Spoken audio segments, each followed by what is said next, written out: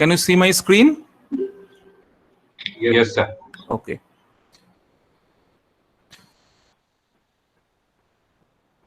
So today I am giving you a description on the general impact test, and this impact test, this is the picture that you can see here, is the impact testing machine.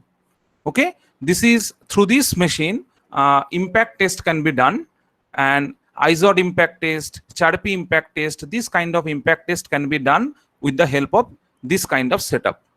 But at the same time, you remember that there are other kinds of impact tests are also there, but that we are not going to cover in this particular lecture. So here you see the two important impact tests which are commonly done are IZOD impact test and Charpy impact test. So today we are actually going to do this experiment on the Charpy impact test, but this theory is common because on the same test setup we can do both IZOD and Charpy. So it is also very important to note that what is the difference between the setup in case of IZOD and Charpy impact test. So these things you have to observe carefully. So you see what is the objective of this impact test. So definitely in the all the material test that we do in the material testing lab, the objective definitely is to find out some kind of material property. Okay, that property may be the modulus of elasticity, the property may be fatigue resistance, maybe impact resistance, or formability, whatever that may be. The main objective is to find out some kind of a material property. So here definitely I should mention that impact test is a kind of destructive testing, because with this experiment the sample will be destroyed and cannot be used further. Now the objective is to find out the impact resistance behavior of the material. This is what is the thing that we want to find out through impact test. And this impact resistance behavior is parameterized by a property which is called toughness of the material. So basically what we are going to do, we are going to measure the toughness of the material. This is what is the property that we are going to measure. So at this point, let us try to define what we mean by the impact resistance behavior measured by the toughness. So impact resistance behavior, by this words you can easily understand that how a material will behave if impact load is coming into that material. And impact load means it is quite clear that a sudden large force is applied on a material, and how the material behavior will be because of that we want to find out here. Remember, this is quite different from if the same load is applied gradually. Okay, so that is why it is important that other than tensile test, this particular test is to be done, so that we want to know the behavior with respect to the impact load.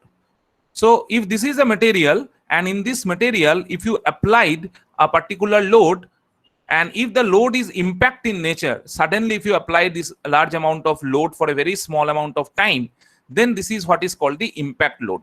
Okay, now this impact load behavior on a material, behavior means that because of this load, what will be the response of the material, how the material will fracture. Remember, that is quite different from the behavior in case of if the same load is applied gradually for a long time, from 0 magnitude to that magnitude. If you apply very slowly, then it is what is the gradually applied load, and that behavior is completely different if the load is applied suddenly for a very small amount of time. Okay, so this is what is the impact load behavior that we want to study, because in case of a gradually applied load, maybe a ductile material will behave like a, you know that in case of a ductile material in a tensile testing machine, what happens? Initially it is gradually elongated by plastic deformation, and after that neck formation starts, and after necking it finally separates out, right? So this is what is the typical ductile fracture that happens in case of a gradually applied load on a ductile material. But on the same ductile material, if you do this kind of impact test, you will find that it is basically a propagation of the crack within the material. So it's a kind of a brittle fracture that is going to happen on a ductile material. So in this way, the behavior, the material will behave under this impact load is quite different from if the load is gradually applied. So the applications where the material having impact load or facing impact load, in those cases, it is very, for a design of those materials or those components, it is very important to understand the impact resistance behavior of the material. That is why we are doing this test. And now, how to parameterize this particular property, impact resistance behavior? For that, we want to define this particular property, toughness. And this toughness, already I think you have some idea of what is toughness. It is basically the amount of energy that particular material will take to break that material. So for a very simple example, let us consider it is not an impact load. Let us consider we are applying gradually applied load. Let us consider we are applying gradually applied load. If you apply gradually load on a material, suppose here you are showing the load, and in the x-axis, suppose you are showing what is the deflection taking place. Okay, so you know that the load deflection characteristics of a typical ductile material will be like this. This will be the typical ductile behavior of a material under load deflection. So here at this point, maybe the fracture will occur, and here you will find that tensile strength of the material, ultimate point. Okay. So here fracture occurs. So you are applying gradually applied load. So load is not applied suddenly for a very small time. It is not an impact load. So it was initially 0, and gradually you are increasing the load up to this much. So here you can see the energy absorbed up to fracture. Energy absorbed up to fracture is nothing but area under this diagram. So what is the amount of energy absorbed in this case is basically integration of P d of delta. This is basically the area under this diagram. Okay, so this is the energy that is absorbed by this material up to fracture. So how much energy actually you are putting to make it fracture? So this energy is called the toughness of the material.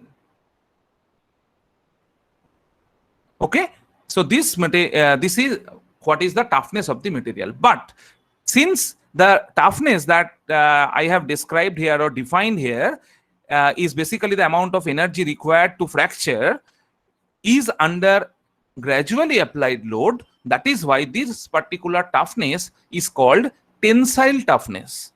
This is called tensile toughness, because under tensile test, basically you can find out this toughness. Because in a tensile test setup, if you remember, if you have done this tensile testing experiment, you got this load elongation graph, and area under that graph is basically the measurement of the tensile toughness. But if we want to find out the impact behavior, in that case, basically what we want to know? We want to know the same thing, the amount of energy absorbed by the material. Amount of energy absorbed by the material for the fracture. So what we do, we create a situation such that we'll give impact load, and we want that because of that impact load, the material fracture or the material separates. So by fracturing material by the impact load, and then we'll note that how much energy is required. Okay, so I think by the time you have understood that what we mean by toughness, so toughness is nothing but the amount of energy required to break a material, to fracture a material. This is what is the toughness. But the toughness that we want to measure here in this impact test is not simple toughness. It is not tensile toughness. It is typically called notch impact toughness. Notch impact toughness. Why it is called notch impact toughness? By the time you have understood why it is called impact toughness, but notch impact toughness, it is called because the sample on which we are going to test, we intentionally created a notch. We intentionally created a notch. Why this notch is created? Because we actually want during this experiment the crack should propagate through this notch. Because notch is nothing but a place where high amount of stress concentration will be there. So when the fracture will takes place, definitely that will propagate this particular crack, because that notch is probably the maximum size of the crack. So maximum size of the crack will definitely propagate. So intentionally we created this artificial crack, which is called notch here in the sample, and we actually want that the this happens exactly through the notch. The crack propagates through the notch. Okay, so that is why since in a standard sample we do the experiment and listed in the handbook, that is why it is called the notch impact toughness values. But practically when you are using certain things, suppose you want to design a particular hammer, so in that hammer actually definitely there is no specific notch like this one, but there are definitely lot of cracks are also present during manufacturing of that head of the hammer. So they definitely will may fracture if the value, if the amount of energy that required for the impact. So notch impact toughness definitely give you a smaller amount of energy that is required, because the size of the notch is large with respect to normally expected cracks present within the material. So we are always be in a safe side from the design point of view, because notch is larger. That is why it will absorb small energy and it will propagate. So if we note down that notch impact toughness, and if we claim during design that remember when you design this material, it's a notch impact toughness value is this, so definitely the amount of energy that will come to that material should not be more than this notch impact toughness. Okay, but you know that since there is no such notch present directly, large notch are not present, so in that case might be it will be safe even if it is more than the notch impact toughness. But notch impact toughness, if you consider for the design criteria, you definitely will be in a safe condition. So you have understood what is toughness. It is basically the amount of energy required to break the material, that you have understood. But in case of IZOD and Charpy impact test, when we are going to do, remember the common practice is, in case of IZOD, the impact, the notch impact toughness is actually presented with an unit of joule per meter square. This is the common practice, that the impact toughness is measured joule per meter square. So it is nothing but energy per unit area. So what is that cross-sectional area? This cross-sectional area is actually the cross-sectional area where the notch is present. Okay, so this is what is the way by which the impact toughness, notch impact toughness for the IZOD impact test is expressed. Okay, another one, in case of a Charpy impact test, the standard practice, or if you see the handbook, you will find the Charpy impact test, the toughness is listed as simple joule. That means the total amount of energy required to break the material. So that is the thing that you have to remember. This is the common practice, that the impact toughness is presented energy per unit area. In case of Charpy, it is only the joule. So that thing you have to just remember. Sometimes in case of IZOD, you will find that it is also present like joule per unit thickness. Or that thickness is the thickness at the notch position. Okay, so either joule per meter square or joule per meter, these are the common practice for the IZOD impact test to present the impact toughness, notch impact toughness. Now here are some examples where we actually see these applications. You see that Slaze hammers are used for the forging purpose. When if you try to design the Slaze hammer, or if you want to design the anvil on which basically this material was kept, so for those cases definitely impact load is coming. Or if you want to study regarding the impact load taking capacity of the cars, in that case also this kind of toughness parameters is required to be compared. Or you can see if you want to design the speed breaker. Here you can see if you want to design the speed breaker in the roads.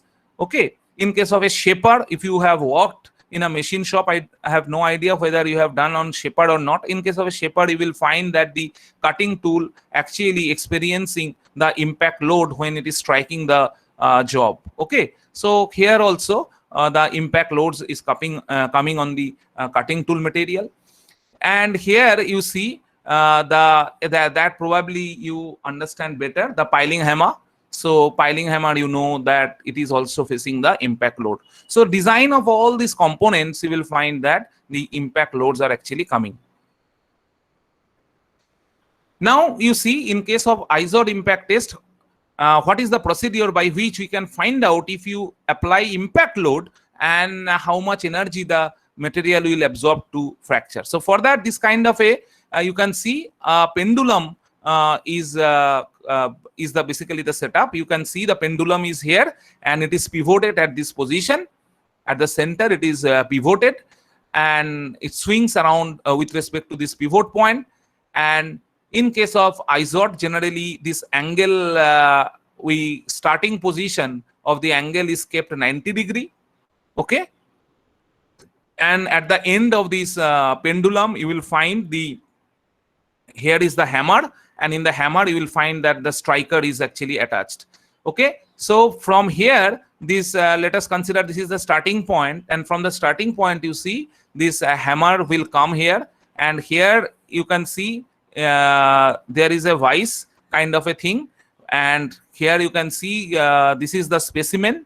The specimen is placed here.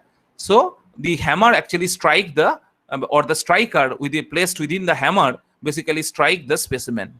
Okay. So in case of a IZOD, the sample orientation or the sample placement within the vice, if you see, this is like this kind of a cantilever kind of a situation. You can see that as if one end is fixed, and as if other end is free, and the striker will actually strike from this end and ultimately strike the upper end. Here you can see the striker will strike the upper end. So exactly in a cantilever beam, the kind of thing. So one end is fixed and in the other end as if the load is applying. So in this way the load is applied, and here you can see the position of the notch is facing the striker direction. So if this is the hammer position, where from the hammer is coming and the striker is striking the sample, in the same direction the notch is present. This is the important thing that you have to remember. Then what will happen? Ultimately it will break, and when it will break, then definitely it will absorb, this material will absorb some amount of energy, and where from this material will get the energy? Definitely lot of energy is stored within the pendulum. So what is the amount of energy stored within the pendulum? If you consider a very if you just model it like a simple pendulum, if you consider the whole mass is concentrated here, so definitely you can think that if you consider the position of the job, let us consider this height is like h, capital H. So what is the amount of energy stored at this position? It is nothing but the potential energy, because initially there is no velocity. When you are just releasing it at that position, there is no kinetic energy because no velocity. So here only energy, the mechanical energy present here is nothing but the potential energy. So what is that potential energy? Simply mg into h. If you consider this as the datum, then the potential energy is mg into h. So this is the amount of energy, and when it will just before striking this particular sample,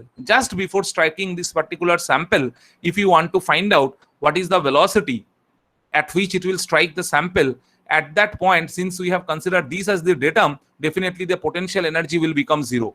When it will come here, the potential energy will become zero, and the whole potential energy will be converted into kinetic energy, right? So by equating this mgh with respect is equal to half mv square, that m is the mass of the hammer, so you can also find out what is the velocity at which it will basically strike. So the main idea is that you can see that the lot of energy is coming with the hammer. So that that energy is definitely the large amount of energy that is required to break the material, and definitely out of which some of the energy is required to break the material, right?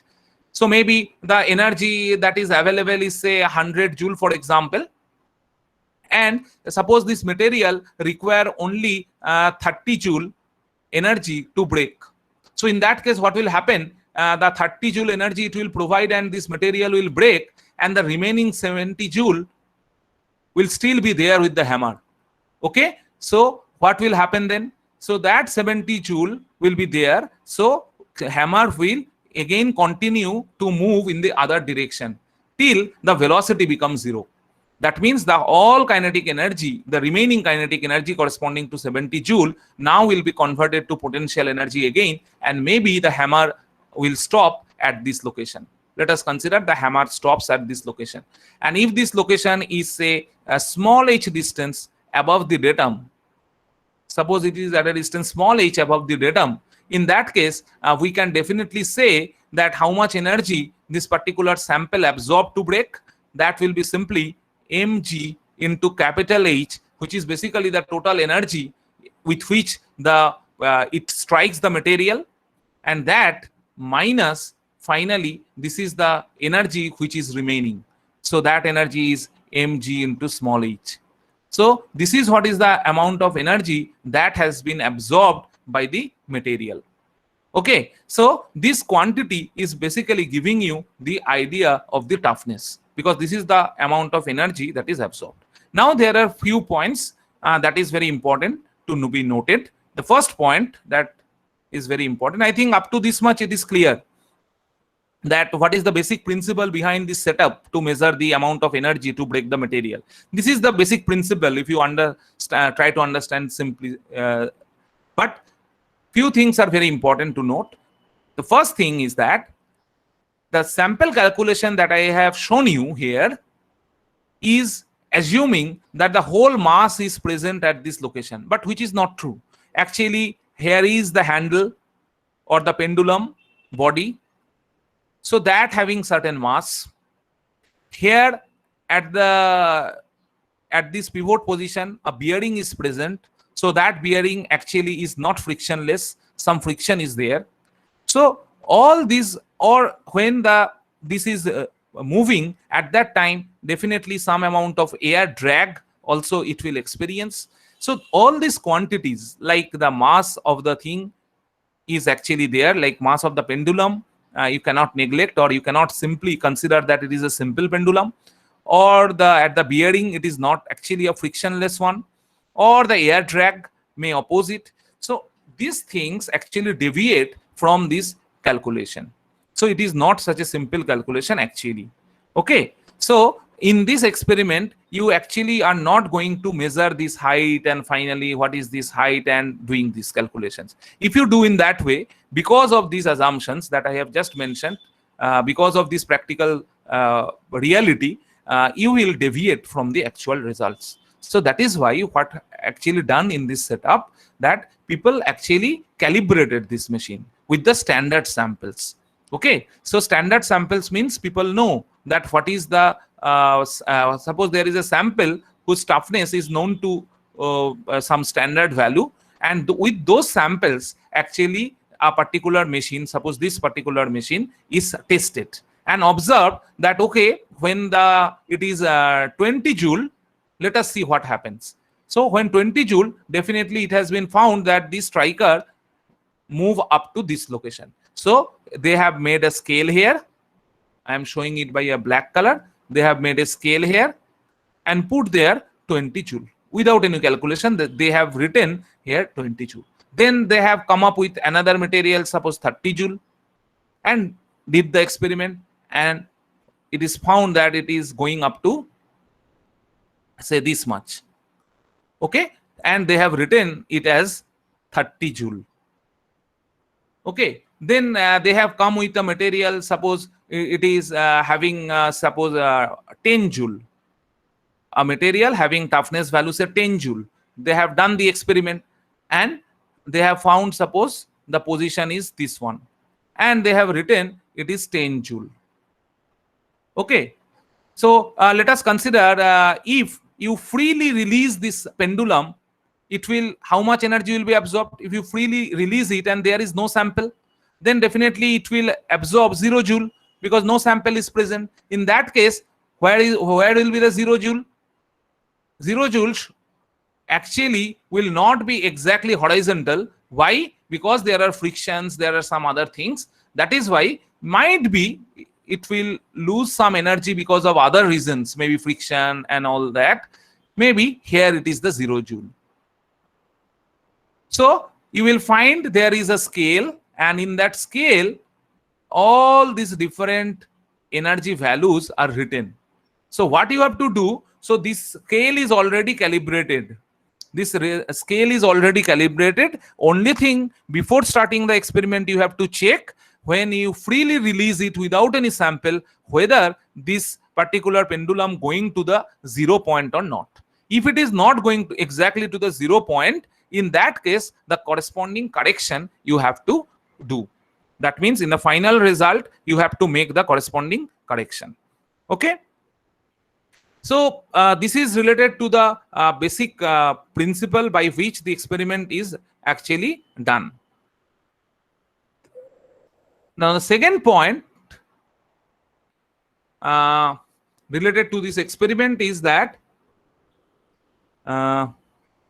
okay, let's go to the Charpy impact test. The Charpy impact test is also similar, but only thing is maybe the shape of the striker is different. Maybe the initial position is different. Here you can see the picture of the pendulum. So initial position, you can see it is above the horizontal position. Suppose this is the starting position. Maybe the shape of the striker will be different. And here you see in the how the sample is placed. You see the sample is placed like a 3-point bending, as if the sample, if you just try to draw, you just see this particular picture. In this picture, you will understand how the sample is placed. You see, this is the sample where two ends are basically fixed as if, and the striker is striking from this end. So from this end, striker is striking, and these two ends are actually fixed. It is like a 3-point bending. And the most important observation, you see that the notch position is opposite to the direction where it is striking. In case of IZOD, if you remember, the notch was in the same direction where it was striking. And in case of a Charpy, you see the notch is in the opposite direction where it is striking. The reason is very simple. I am telling you, this is very important. Try to remember. See, since here it is the fracture which is taking place, and when the fracture takes place, it is basically the propagation of the crack, right? Suppose there is crack in a material. Just you think in that way. Suppose this is a material, and crack means basically these atoms were actually bonded, right? Like this. So here you can see these are basically atom, and they are bonded like this. Now, crack means if you apply this kind of a tensile force here, definitely what will happen? This crack will propagate. Further, these bonds will be opening and this crack will propagate. This will happen. But if you apply compressive load, then what will happen? Tell me. If you apply compressive load, in that case, crack will not propagate, right? Because crack will rather heal. Okay. So, if the tensile load is applying on a material, then the propagation of crack will be easier rather in case of a compressive load. In fact, this is the reason that in case of brittle material can take huge amount of compressive load, because crack rather heals under compression. But if the tensile load is applied on a brittle material, you will find that the cracks can easily propagate. Okay, so definitely you have to put the notch in which side, because here our intention is to propagation of the crack. We want that the crack should propagate at that position. So definitely we have to put this notch in the tensile side. We have to put the notch in the tensile side, because in the tensile side, notch will easily propagate. Now in this particular diagram, if you just think of this cantilever, in case of a IZOD, the loading is like this, then in which side is the tensile and which side is compressive? The bending will be like this. So definitely this side is basically facing the tensile and on the other side is compressive. So that is why in the tensile side this notch is present. Now you see in this diagram, this is a 3-point bending. You just think like this and the bending. So now tell me in which side it will be tensile and which side it will be compressive. It is very clear that the bottom side, that means this side, this end, that means this end is facing the tensile, and that is why notch is there on that side, not in the front side, because this side is basically facing the compressive load. Okay, so this is what is the basic thing related to the orientation or the placement of the sample in case of IZOD and Charpy. I think it is clear. There are other differences like the starting position and the striker shape. These things are there, along with the size of the specimens. The standard size of the specimens are also different in those two, IZOD and Charpy. So here you can see the position of the sample orientation, that you can see how the striker is striking. Now the temperature dependence, this is again a very, very important thing in case of impact toughness or the behavior under impact load, because from this graph it is very clear. In the y-axis, it is basically the impact strength that has been shown. That means you can consider this is basically the toughness.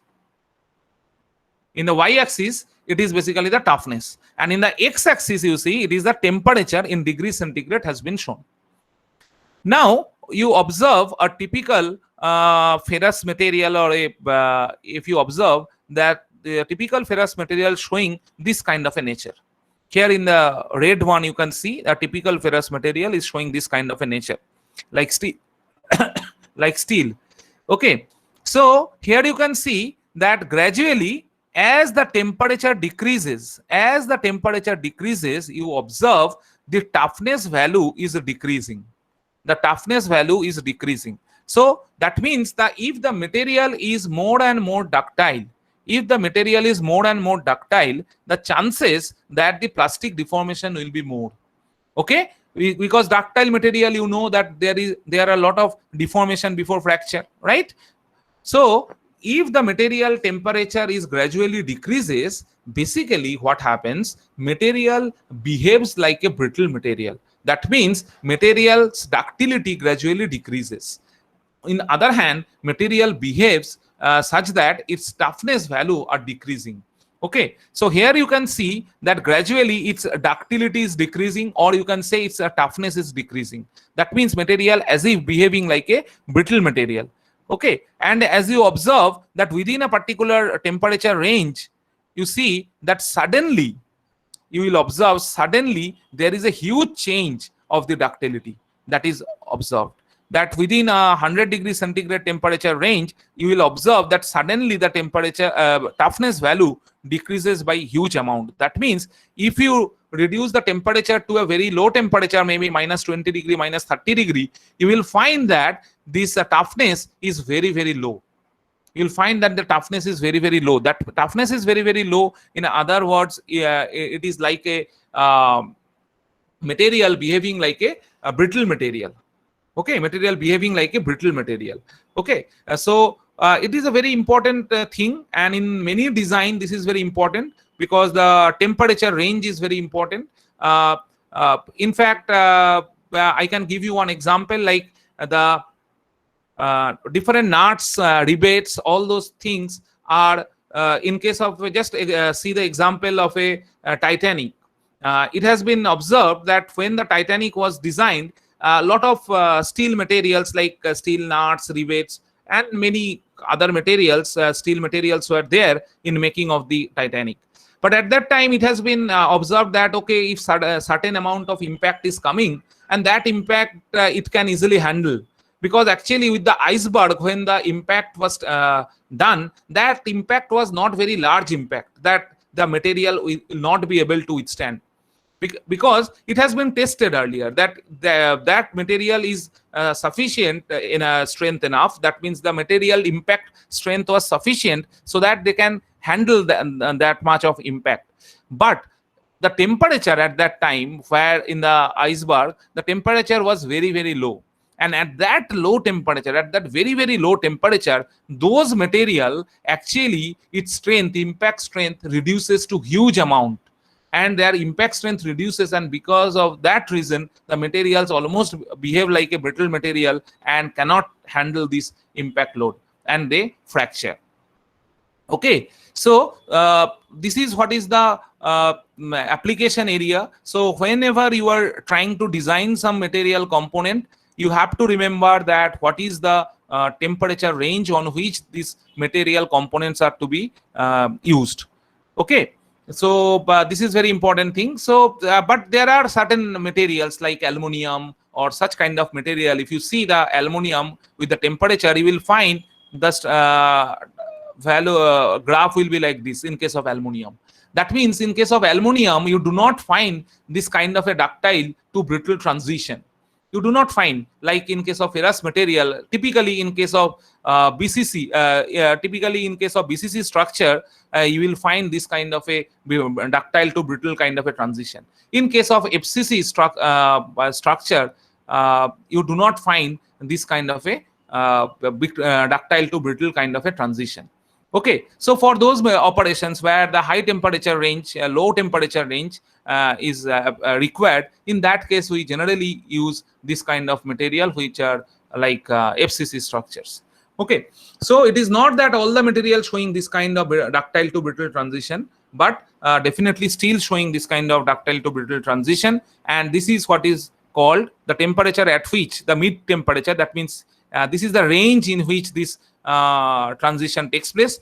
Just the midpoint of that you can take as ductile to brittle transition temperature, DBTT. So what is DBTT? DBTT is ductile to brittle transition temperature. Okay, so this is very, very important, that at which temperature this transition takes place. It is not actually a single point temperature. Over a very small range, so a sudden drop of the toughness value occurs, and that is why this is very important for the impact toughness value. The temperature that you have to note, what is the laboratory temperature in which you are doing the experiment, that is very, very important. Okay, so this is from my side regarding the theory, and let me stop the recording first.